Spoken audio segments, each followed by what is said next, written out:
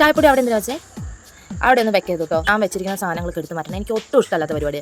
പഞ്ചസാര വെക്കുന്നിടത്ത് കൊണ്ട് ഉപ്പ് വെക്കുക, ഉപ്പ് ഇരുന്നിടത്ത് കൊണ്ട് മുളക് പൊടി വെക്കുക, അങ്ങോട്ടും ഇങ്ങോട്ടും ഒന്ന് എക്സ്ചേഞ്ച് ചെയ്യണം. എനിക്ക് ഇഷ്ടമല്ലാത്ത പരിപാടിയാണ്. എൻ്റെ വീട്ടിൽ ഞാൻ എങ്ങനെ സാധനങ്ങളൊക്കെ വെച്ചിട്ടുണ്ടോ അതേപടി അത് അവിടെ കാണണം. ഈ വാതിലൊന്നും എന്തിനാ മുറുക്കി അടിക്കണം? നീ നിന്റെ വീട്ടിൽ നിന്ന് കൊണ്ടുവന്ന് വെച്ച കഥ വേണോ അത്? എൻ്റെ വീട്ടിലെ ഡോർ ഇങ്ങനെ വലിച്ചടക്കേണ്ട ആവശ്യമില്ല. അപ്പോൾ അതൊക്കെ അടിക്കുക. ഇത് എൻ്റെ വീടാ, എൻ്റെ വീട്, എൻ്റെ കെട്ടിയോൻ എൻ്റെ പേരിൽ എഴുതി വെച്ചിട്ട് പോയ വീടാ. പൊക്കോണം. ഇവിടെ നിന്ന് ആരെ ഞാൻ പിടിച്ചിട്ട് അയ്യോ പോകലേന്നൊന്നും പറഞ്ഞാൽ ഞാൻ ആരും എത്തിയല്ല. പറ്റുവാണെങ്കിൽ നിങ്ങൾക്ക് ഇവിടെ ഇരിക്കാം. അല്ലെങ്കിൽ നിനക്ക് നിന്റെ കെട്ടിയോൻ എങ്ങോട്ടാന്ന് വെച്ചാൽ പോവാം. എൻ്റെ പൊന്നിരമേ, നിനക്കൊന്നും അറിയാൻ മേല. ആ പെണ്ണിന് ഒരു വക എടുക്കാൻ അറിയില്ല. ചോറ് കൂട്ടാനൊന്നും വെക്കുന്നതേ ശരിയല്ല. മീൻകറി വെക്കുക, ഒരു പുളിയില്ല, ഉപ്പൂല, എന്ത് സാധനം വെച്ചാലും ഉപ്പ് ഇടൂല, പുളി ഇടൂല. തുണി വലിച്ചു പറിച്ച് അങ്ങോട്ട് ഇടും. ഒരു 5 ദിവസം കൂടുമ്പോഴേ അവൾ അലക്കത്തുള്ളൂ. ആ കാലത്തെ പെമ്പിളെ 6 മണിക്കൊക്കെ എണിക്കണ്ടേ? ഇവിടെ 8-9 മണിയാവും എണിക്കാൻ. നമുക്ക് പറയാനൊക്കുവോ? മകൻ കെട്ടിക്കൊണ്ട് വന്നാന്ന് വിചാരിച്ച് നമ്മൾ കുറ്റം പറയാൻ ചെന്നാൽ അവസാനം നമ്മുടെ വീട്ടിലല്ലേ വരത്തുള്ളൂ. അങ്ങനെ അങ്ങ് ചടഞ്ഞു കുത്തി അങ്ങ് ഇരിക്കൂ. എനിക്കാണെങ്കിൽ ദേഷ്യം വരും, പറയാനും പറ്റില്ലല്ലോ. മകൻ കെട്ടിക്കൊണ്ട് വന്ന പെണ്ണായി പോയില്ലേ.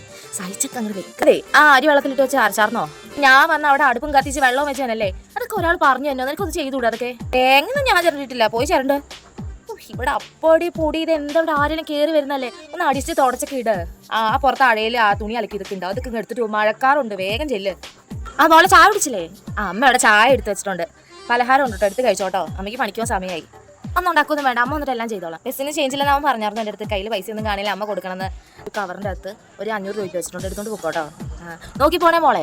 2 ദിവസം ഒന്നും ആക്കണ്ട, ഒരു 10 ദിവസം കഴിഞ്ഞിട്ട് വന്നാൽ മതി. നിനക്ക് പിന്നെ ബസ്സിൽ കയറുമ്പോൾ തിരക്കൊക്കെ ആയിരിക്കും, നേരത്തെ പോകാൻ നോക്ക് കേട്ടോ. എങ്കിലും ഒന്ന് ഒതുങ്ങി പോയിക്കൂടെ? നിനക്കറിയാലോ അവൻ്റെ സ്വഭാവം. അവൻ പറയുവാണ് ഈ കാര്യം മേടിച്ചങ്ങ് ഈ കാര്യം വിടുക. തർക്കിക്കാൻ നിൽക്കുമ്പോഴല്ലേ അവൻ കയ്യോങ്ങുന്നേ. ഈ തിരിച്ചൊന്നും കയ്യോങ്ങരുത് കേട്ടോ. ആ പെണ്ണുങ്ങളാണെങ്കിൽ അടക്കം ഒതുക്കൊക്കെ വേണം. നാളൊക്കെ ഇച്ചിരി അടക്ക്.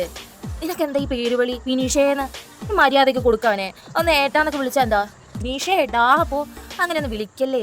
ആൾക്കാർ എന്താ വേണ്ട നോക്കിക്കോ. അവനല്ലേ നാണക്കേട്. അപ്പുറം കണ്ടു നോക്കുക. ആ ഏടത്തിയമ്മ ഏട്ടനെ എന്താന്ന് വിളിക്കുക? ഏട്ടാന്നല്ലേ വിളിക്കണേ? എനിക്ക് അങ്ങനെ വിളിച്ചൂടെ? നിനക്കാൾ എത്ര വയസ്സിന് മൂത്തതാവൻ? നമുക്ക് പോട്ടെ, ബാക്കിയുള്ളവർ എന്താ പറയാ? ആ വിനീഷിനെ പെണ്ണ് കെട്ടിക്കൊണ്ട് വന്നതാണെങ്കിൽ ഒരു ബഹുമാനം കൊടുക്കണ ആ ചെക്കനെന്ന് പറഞ്ഞുകൊണ്ട് നടക്കും. അതൊക്കെ ഒന്ന് ശ്രദ്ധിക്കൂട്ടോ, കുറച്ച് ദേഷ്യം കുറയ്ക്കും. ആ നോക്കി പോയിട്ട് മോളെ, ഞാൻ നോക്കിക്കോളാം കൊച്ചിനെ. പോയിട്ട് പോരെ. അപ്പൊ അതൊക്കെ വന്നാൽ മതി, ഒന്നും ധൃതിയൊന്നുമില്ല കേട്ടോ. നിന്റെ അമ്മയ്ക്ക് നിന്നെ കൊണ്ടുപോയ എന്താ? ഞാൻ വേണം ഒരു ദിവസം ലീവ് തന്നെ നോക്കാൻ. അവർക്ക് ഇങ്ങനെ തുള്ളി കളിച്ച് നടന്നാൽ മതി. അന്നെ നോക്കി ഞാൻ എവിടെ ഇരിക്കണ്ടേ? പറഞ്ഞപ്പോ കുറ്റമാവും, പറയാനും ഒക്കെയല്ല. ഇത് നേരെ ഞാൻ തന്നെ വേണം നോക്കാൻ. ഈ വാശി പിടിച്ചോളൂ കേട്ടോ എവിടെയെങ്കിലും പോകുമ്പോ. ഇതിനെ നോക്കണല്ലോ എന്റെ പൊന്നോ.